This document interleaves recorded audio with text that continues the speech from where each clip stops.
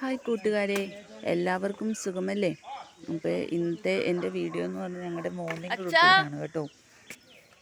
രാവിലെ തന്നെ ഞാൻ സൊസൈറ്റിയിൽ പാലും കൊണ്ടുപോയി തിരിച്ചു വന്നപ്പോഴാണ്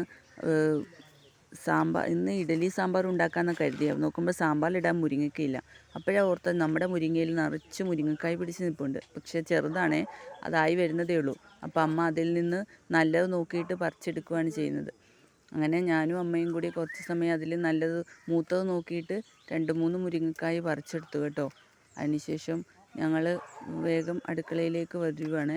അടുക്കളയിലേക്ക് വന്ന് സാമ്പാറും ഇഡലിയും എല്ലാം ഉണ്ടാക്കി. അങ്ങനെ പിന്നെ ഞങ്ങൾ അതിൻ്റെ തിരക്കിലായിരുന്നു.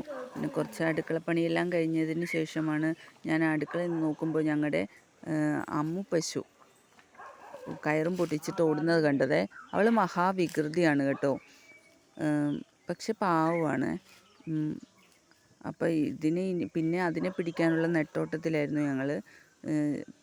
അവസാനം അതൊരു സ്ഥലത്ത് വന്ന് നിന്ന് നമ്മളതിനെ അവിടെ കെട്ടി അത് പിന്നെയും വീണ്ടും മേയാനൊക്കെ തുടങ്ങി. അങ്ങനെ കുറേ സമയം ഈ പശുവിൻ്റെ കൂടെ ചിലവഴിച്ചു കേട്ടോ. അതിനുശേഷം പിന്നെ ഞങ്ങൾ വേഗം നോക്കുമ്പോൾ അടുക്കളയിലേക്ക് പിന്നെ വിറക് ശേഖരിക്കലായിരുന്നു അടുത്ത പണി. അപ്പോൾ അച്ഛനും ഏട്ടനും കൂടി രാവിലെ തന്നെ വിറക് വെട്ടാൻ തുടങ്ങി.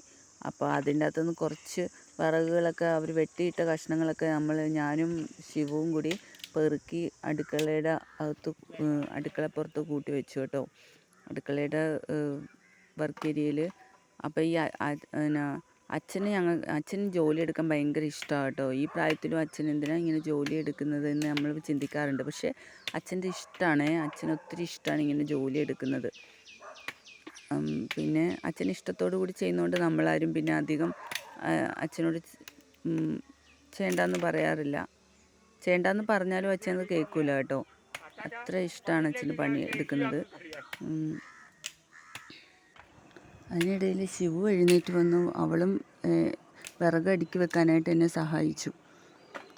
അപ്പോൾ ഈ വീഡിയോ ഞാനിവിടെ അവസാനിപ്പിക്കുകയാണ്. ഈ വീഡിയോ നിങ്ങൾക്ക് ഇഷ്ടമായാൽ ഒന്ന് സബ്സ്ക്രൈബ് ചെയ്ത് ലൈക്ക് ചെയ്ത് സപ്പോർട്ട് ചെയ്യണേ. അടുത്ത വീഡിയോ കാണുന്നവരെ ബൈ ബൈ.